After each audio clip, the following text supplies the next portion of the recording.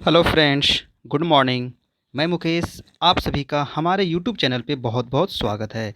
दोस्तों, आज हम लोग इतिहास का यानी हिस्ट्री का टेस्ट नंबर 17 देखने वाले हैं। टेस्ट नंबर 16 तक आपका हो चुका है और टेस्ट 16 तक आप नहीं दिए हैं तो आपको इस वीडियो के नीचे आपको लिंक मिल जाएगा, जहां से आप आसानी से उसको टेस्ट को दे सकते हैं और अपना तैयारी कर सकते हैं। और दोस्तों, इसका अगर आपको पीडीएफ चाहिए तो आप हमारे टेलीग्राम चैनल ज्वाइन करें, वो भी आपको लिंक नीचे दे दिया गया है, जहां आपको पीडीएफ प्राप्त हो जाएगा। और दोस्तों, आपका कितना मार्क्स आता है ना, कितना आप सही करते हैं इस टेस्ट में, आप नीचे ज़रूर बताइएगा। और कैसा लगा आपको, क्या बदलाव चाहते हैं, ये भी आप नीचे ज़रूर बताइएगा, ताकि इसमें चेंजिंग किया जा सके। आज देखिए, हम लोग टेस्ट देने वाले हैं और जो आज का टॉपिक है दोस्तों, ये अरब एवं तुर्कों के आक्रमण से संबंधित है। यानी अरब एवं तुर्क के आक्रमण से जितने भी महत्वपूर्ण प्रश्न बनते हैं, इस वीडियो में आपको मिल जाएगा। अगर इतना आप कर लेते हैं तो लगभग से लगभग क्वेश्चन आपका पूर्ण हो जाएगा अरब एवं तुर्क के आक्रमण से संबंधित। चलिए, आज का पहला प्रश्न देखते हैं हम लोग। पहला प्रश्न है कि सुल्तान महमूद गजनवी कहाँ का शासक था। पहला प्रश्न है कि सुल्तान महमूद गजनवी कहाँ का शासक था। तो कहाँ का शासक था दोस्तों, ये गजनी का शासक था। कहाँ का था, गजनी का, है ना। अब देखिए, महमूद गजनवी है तो महमूद गजनवी के बारे में थोड़ा सा आप जान ले, है ना। महमूद गजनवी जो था, किसका पुत्र था, सबसे पहले ये जान ले किसका पुत्र था। ये तो सुबुक्तगीन का पुत्र था, है ना। किसका था, सुबुक्तगीन का ये पुत्र था। ठीक है, तो ये याद रखिएगा। महमूद गजनवी, दूसरा प्रश्न कि 998 ईस्वी में गद्दी पर बैठा। कब गद्दी पर बैठा था, तो 998 ईस्वी में इन्होंने गद्दी पर बैठा। तीसरा आपको याद होना चाहिए कि महमूद गजनवी भारत पे टोटल 17 बार आक्रमण किया था दोस्तों, है ना। बहुत बार आपको एग्जाम में पूछा जाता है कि महमूद गजनवी भारत पे कितनी बार आक्रमण किए, तो टोटल 17 बार आक्रमण किए थे। कब से कब तक किए थे, तो 1000 ईस्वी से 1027 ईस्वी के बीच में इन्होंने 17 बार आक्रमण किया था। अब जो 17 बार आक्रमण किया था, तो इसमें सबसे महत्वपूर्ण आक्रमण कौन था, ये भी आपको एग्जाम में पूछा जाता है। तो सबसे महत्वपूर्ण जो आक्रमण था, 1025 ईस्वी में, है ना, 1025 ईस्वी में सोमनाथ मंदिर पर आक्रमण किया गया था। कहाँ किया गया था, सोमनाथ मंदिर पर आक्रमण किया गया था 1025 ईस्वी में। वो सबसे महत्वपूर्ण आक्रमण था। अगला प्रश्न पूछता है कि अंतिम आक्रमण किया गया कब किया था, ये तो सबसे महत्वपूर्ण था। अंतिम आक्रमण इन्होंने किया था 1027 ईस्वी में। कहाँ किया था, तो आगरा के निकट एक भेरा दुर्ग है ना। आगरा के निकट एक भेरा दुर्ग है, वहीं पे इन्होंने सबसे लास्ट में आक्रमण किया था। और देखिए, अलबरूनी से क्वेश्चन पूछा जाता है, जब ये भारत आया था तो अपने साथ इसके साथ कौन आया था, तो इसके साथ जो एक लेखक था उसका नाम था अलबरूनी, है ना। अलबरूनी इसके साथ आया था। और अलबरूनी का एक पुस्तक है जो बहुत ही महत्वपूर्ण पुस्तक है, उसका नाम है किताबुल हिंद, है ना। किताबुल हिंद के बारे में आपको पता होना चाहिए, हमेशा आपको एग्जाम में पूछा जाता है किताबुल हिंद के लेखक कौन है, तो अलबरूनी। ठीक है दोस्तों, तो इतनी बातें कम से कम आपको याद रखिए। चलिए, दूसरा प्रश्न हम लोग देखते हैं कि अरबियों ने मुल्तान को क्या नाम दिया था। अरब जो लोग थे, ये मुल्तान को क्या नाम दिए थे, तो ये इन्होंने नाम दिया था संपदा नगरी। आंसर क्या हो गया आपका, बी नंबर, यानी संपदा नगरी इन्होंने कहा था। अगला प्रश्न है 3 नंबर। तीसरा प्रश्न है कि निम्नलिखित में से किसने सोमनाथ मंदिर पर आक्रमण किया था। तो स्टार्टिंग में आपको बताया कि सोमनाथ मंदिर पर आक्रमण किसने किया था, तो महमूद गजनवी ने किया था। कब किया था, तो 1025 ईस्वी में किया था, है ना। कब किया था दोस्तों, 1025 ईस्वी में। और ये सबसे प्रबल आक्रमण था। ये क्वेश्चन आपको यह पूछा जाता है, सबसे प्रबल आक्रमण कौन था, तो सोमनाथ मंदिर पर 1025 ईस्वी में जो किया गया था। अगला प्रश्न है 4 नंबर। निम्नलिखित में से कौन सा युद्ध मोहम्मद गोरी के लिए भारत में प्रवेश के उद्देश्य से निर्णायक सिद्ध हुआ, है ना। कौन से युद्ध के बाद जो मोहम्मद गोरी भारत में प्रवेश कर गया, तो वो था दोस्तों, 4 का आंसर क्या हो जाएगा, तराइन का द्वितीय युद्ध। तराइन का द्वितीय युद्ध। अब आपको पता होना चाहिए जो तराइन का द्वितीय युद्ध हुआ था, कब हुआ था। बार बार आपको एग्जाम में पूछा जाता है। तो 1192 ईस्वी में हुआ था तराइन का द्वितीय युद्ध।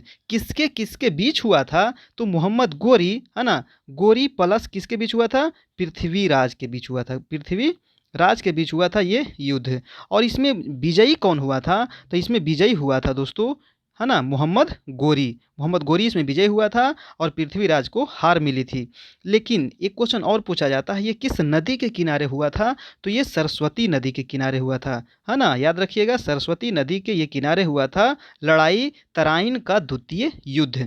अब देखिए, तराइन का द्वितीय युद्ध हो गया, तो तराइन का प्रथम युद्ध कब हुआ था? प्रथम युद्ध के बारे में अभी आपको एग्जाम में पूछा जाता है। तो तराइन का प्रथम युद्ध हुआ था 1191 ईस्वी में।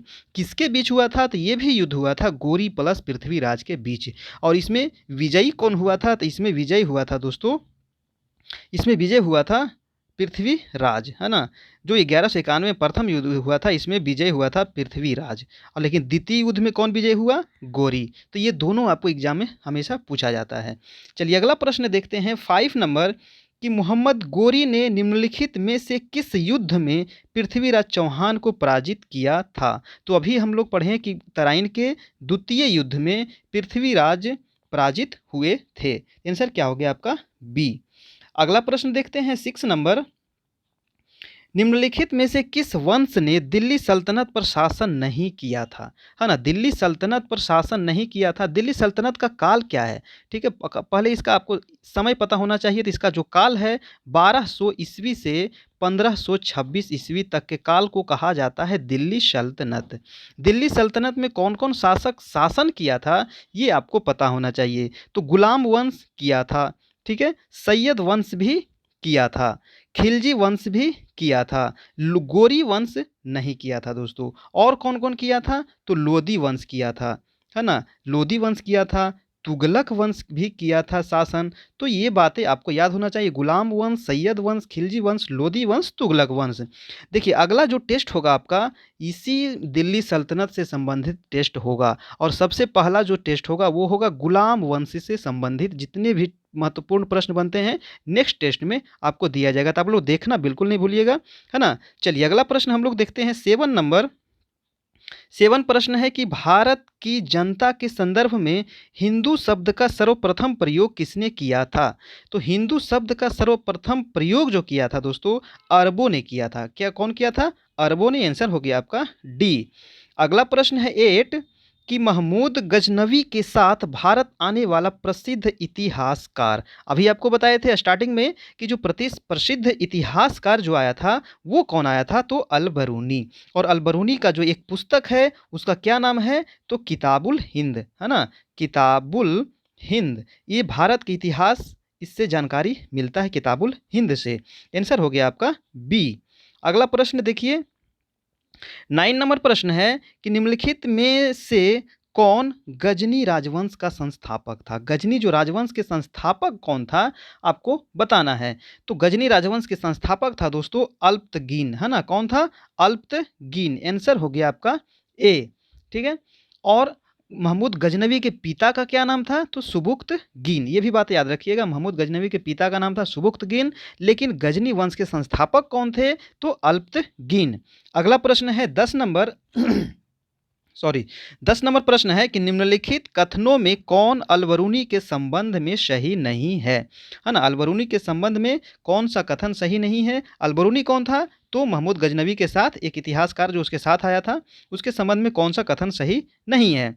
तो वह एक धर्मनिरपेक्ष लेखक था। बी है कि उसका ग्रंथ उस समय के जीवंत भारत से प्रभावित था। बिल्कुल सही है दोस्तों, बी नंबर बिल्कुल आपका सही है। सी है कि वह संस्कृत का विद्वान था, ये भी सही है।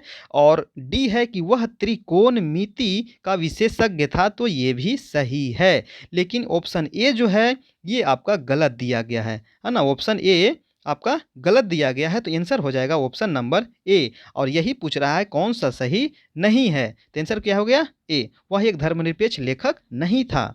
अगला प्रश्न देखिए 11, निम्नलिखित में से किसने महमूद गजनी के आक्रमण के पश्चात सोमनाथ मंदिर का पुनर्निर्माण किया था? 1025 ईस्वी में, यानी 1025 ईस्वी में, है ना, इन्होंने महमूद गजनवी जो आक्रमण किया था सोमनाथ मंदिर पे, उसके बाद उस मंदिर को किसने फिर से पुनर्निर्माण किया था, ये आपको बताना है। तो कौन किया था? वो किया था भीमदेव ने। कौन किया था दोस्तों? भीमदेव। बहुत बार आपको एग्जाम में पूछा गया है, तो याद रखिएगा। आंसर हो गया बी।